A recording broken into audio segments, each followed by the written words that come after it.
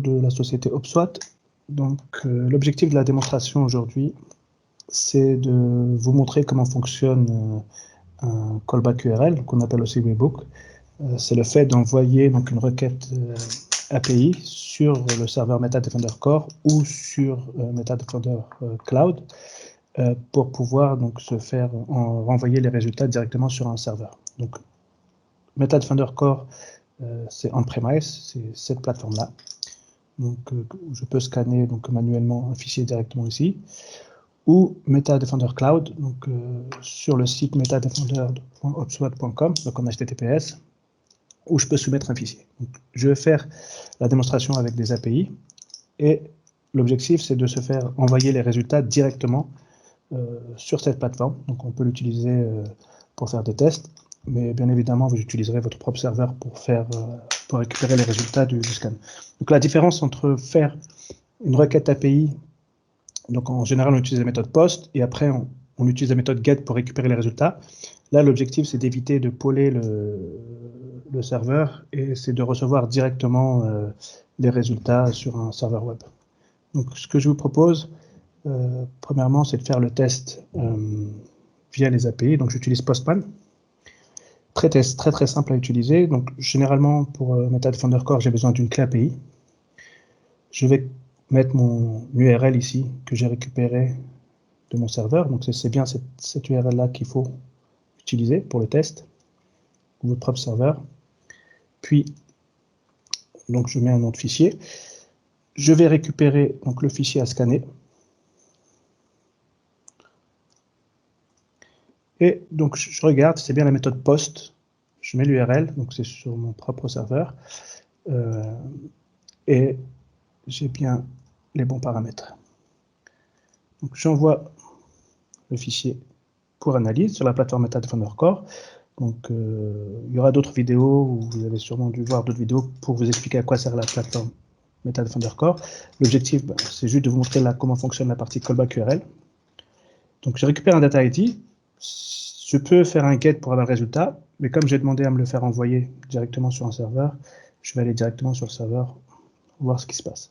Donc, vous voyez, j'ai bien reçu le post directement sur le serveur, j'ai le résultat. J'ai toutes les informations concernant le fichier, donc c'est un fichier JSON. Et si je vais à la fin,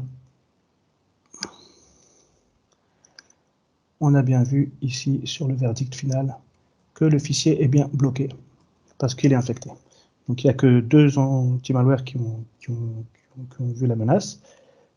J'ai 8 anti-malware, moteurs anti-malware. Et ce que vous pouvez voir aussi, c'est donc avec l'option CDR, Content Design Reconstruction, la partie assainissement de fichiers, on est capable de retirer toute la partie composants actifs. Donc par exemple, on a retiré la partie VBScript, la macro, plutôt, l'attaque DDE. Donc, tout ce qui était dans le fichier, tout ce qui était composant actif a été retiré. Je peux faire exactement la même chose sur la plateforme MetaDefender Cloud. Donc sur cette plateforme-là, ce que je vais vous montrer, c'est que je peux aussi, pareil, c'est un post, donc c'est l'URL ici qui est la partie MetaDefender Cloud. J'ai besoin de la clé API. Donc je mets un nom de fichier, je mets certaines règles, est-ce que je veux assainir, juste faire du scan, le fait d'utiliser le mode privé, et surtout la partie callback URL, où est-ce que je vais me faire envoyer les résultats. Okay. Je vais prendre un fichier qui s'appelle, on va choisir une image, voilà, final.jpg. Je vais envoyer ça sur la plateforme cloud. Donc sur le cloud, j'ai une sandbox, c'est pas l'objet de la démo aujourd'hui, mais voilà, on a plusieurs technologies sur la partie cloud. J'ai la partie multiscanning, assainissement de fichiers. Je vais récupérer pareil la partie data ID. Je vais directement sur mon serveur, et là vous voyez, le résultat vient juste d'arriver. Donc j'ai le fichier, donc vous avez vu, ça a été utilisé sur la partie sandbox aussi, et je peux récupérer directement le fichier sain à ce niveau-là. Donc même s'il n'y a pas de menace qui a été détectée, donc par exemple tout ce qui est stéganographie, si je cache quelque chose dans l'image, il va être supprimé automatiquement. Parce qu'on n'a rien détecté, mais comme on ne fait pas confiance au fichier, on enlève tout ce qui est composant actif, on recrée un nouveau fichier. Donc ça, c'est une option, bien entendu.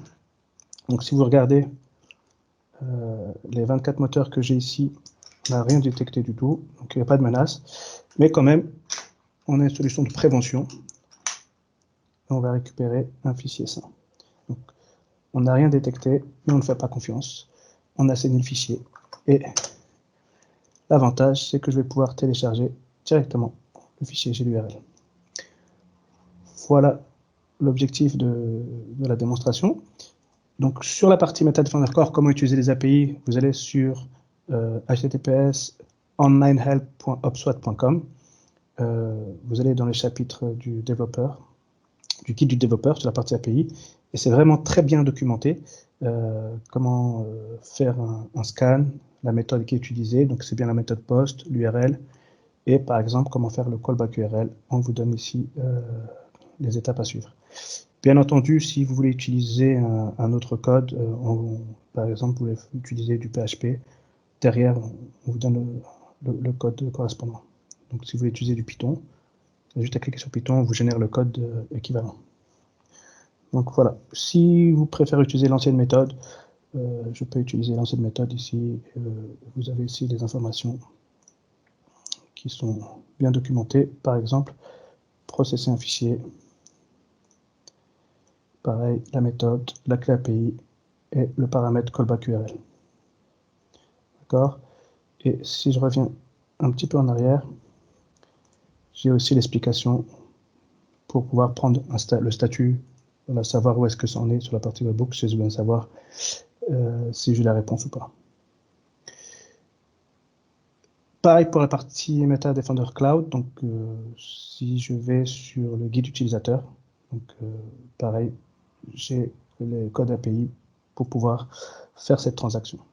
Donc, ce que je vais vous montrer, c'est tous les guides utilisateurs sont sur onlinehelp.opswat.com et MetaDefender Core Platform, donc c'est bien celui-là, et MetaDefender Cloud, vous l'avez aussi ici. Donc tous nos produits sont sur cette page-là, et donc je vous invite à la consulter. Voilà pour la démonstration d'aujourd'hui.